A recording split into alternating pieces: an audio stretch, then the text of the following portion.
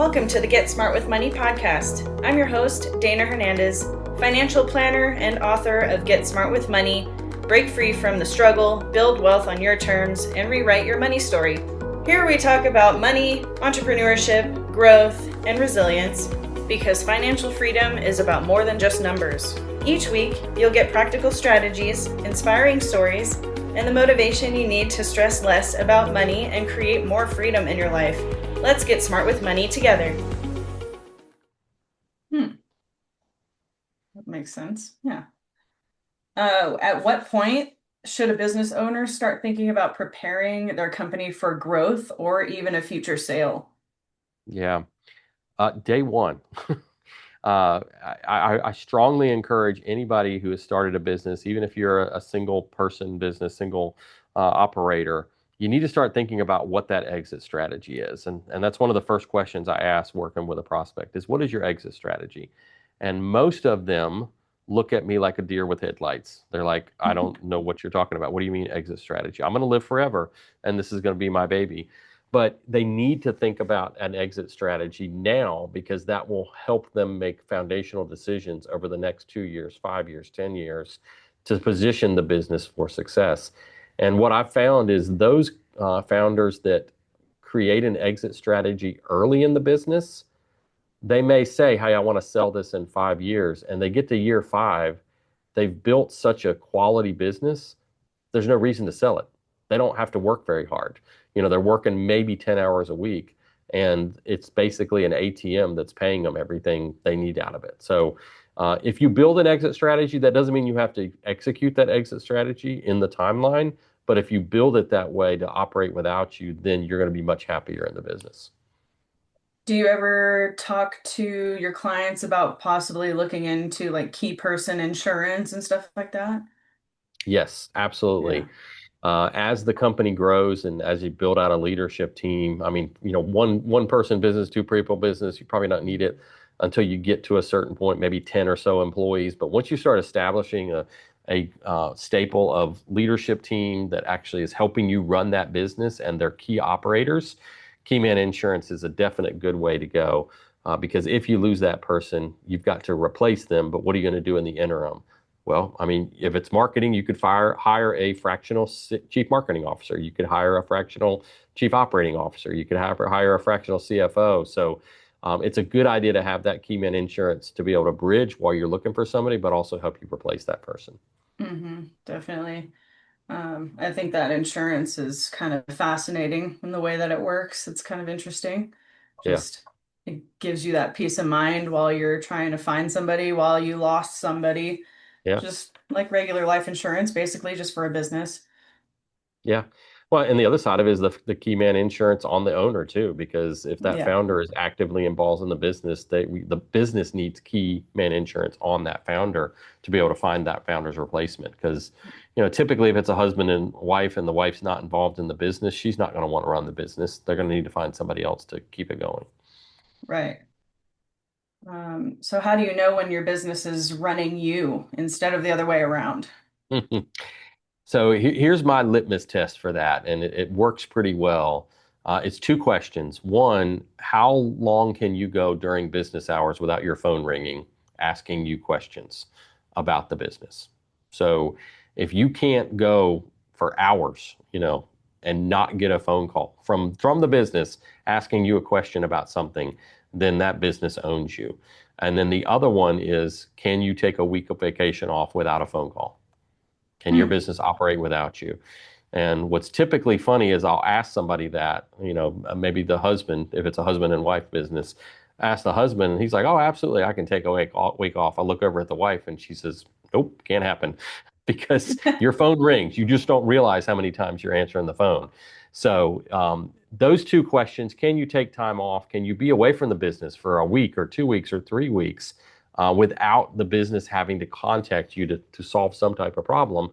Or is your phone ringing off the hook during the day where you just can't get things done because people are constantly asking you questions? hmm Would you say a business that is allowing a founder to do all that, would you say that that business is kind of paying them while they sleep? They're earning money while they sleep? Yeah, if they can do it that way, for sure. Yeah. Yeah. It's like very And, functioning. going back to the exit strategy too, a business, somebody that's going to want to buy a business, they're not going to want to buy having the founder be the linchpin that holds the business together. So that's one of the questions that, VC companies and angel investors and whoever's going to come in and buy a company, they're going to ask questions. How dependent is the business on the founder? And if it's incredibly dependent, it lowers the value of that business. Hmm. How do you think people come up with ideas for businesses when they know that they want to sell in like 15, 20 years? How do they come up with the ideas? Yeah, like Yeah, how, because I know there's just people out yeah, there that just build businesses to sell them and they build another one and then correct. they sell it. Yep, yep. Yeah, I think they call themselves serial entrepreneurs, where they're just constantly starting businesses. But those type of people, they're looking at the market and they're looking at what is valuable. So I was in the technology space when I was full time and working for a company that did voice over IP and internet, and we knew exactly what the multiple was for a business to sell, and we were striving to get to that multiple. And so people like that are founders that are just repeating that process of building a business up, building the structure and operations, building the people, and then selling it and then go starting another one. They're 100% looking long term at what that multiple is and trying to figure out how can they increase that multiple by the greatest amount. Yeah, it's just interesting when people do that because I just wonder like how invested really are they in it, Yeah. you They're know? in, they're invested in the rush of building the business and scaling it and then getting out and the payday of getting out. So Yeah. Let's see. Well, what is one piece of advice you would give somebody who feels overwhelmed trying to grow their business right now? mm, I would say take some time and make sure that you understand where you're going. So many companies that I've seen don't even have a plan for where they're going. They just want to grow. And so I was talking to one last night, actually a smaller business just starting out, and I was asking her, "Where do you want to be in 5 years?" And she said, "I don't know." Well, let's go ahead and talk about that. Let's figure out, where do you want to be in 5 years? Where do you want to be in 3 years? Where do you want to be in 1 year? Let's start backing into this almost like a project management to figure out the path that you need to take so that you can start answering questions as they come up and making good decisions based off the path. So I would say charting a course, even if the course is going to change, because inevitably every business I've worked in, they've set out a 5 year plan. 2 years in, the 5 year plan has changed, and that's okay. But at least they had a North Star to follow to get where they were. And I have found that with businesses, if they will set out a vision of where they want to go and document it and go back and revisit that vision on a regular basis, even if they don't reach that vision, they've gotten significantly further than they would have if they never mapped that vision out at all. Yeah, definitely makes sense. Is Yeah. there any company that is kind of like your dream company to help? Mm. Yeah, I don't know if there's a dream company. I think that I'm actually living a pretty good life right now, helping the organizations that I help. And people think I'm crazy. You were talking about, you know, uh, founders that start businesses to sell them. And I want to get into a business and get my hands dirty and figure out the people and figure out the problems and get it working so that I basically can work myself out of a job. And that's my dream. It doesn't matter what the industry is or what the business is to get in there, leave it better than it was when I started, and help them build the structure so they don't actually need me anymore. And that's my dream. Nice. I like that. Um, what is your favorite book? I feel like you have probably a really good favorite book. Yeah, I've got several, but I will say the one that has made the most impact on me was a guy named Benjamin Hardy, Dr. Benjamin Hardy. It's called 10x is Easier Than 2x. And that book was transformational for me. It actually was a free book at a conference. So went in to hear him as a speaker, had no idea who he was. There was a book on every chair. So, of course, I took the Oh, book and took it home and read it. And really what it did for me is to think about the 10x decisions. There's a lot less things to decide, a lot less options to go 10x versus 2x. If you want to do 2x, there's a lot of options you can choose from, which 50, 60, 100 different ways you can 2x your life or 2x your sales or whatever. But if you want to 10x something, there's only a couple of paths to choose from. So the decisions become easier and they make it so that it's easier to accomplish, which sounds weird, but I have gone back and looked at my life and looked at the 10x versus 2x decisions.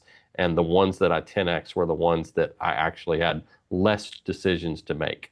There were less options to choose from because it was either swing for the fences or, might as well not even get on plate. So I was actually kind of wondering about how people do that because Mhm. a lot of people just start their business and like 1 or 2 years later they're at like millions, billions already. I'm Yeah, like, yeah, what's going on I here? think you do. Yeah. Yeah, I would encourage you to read that book. It is a really good book. It will challenge your mindset.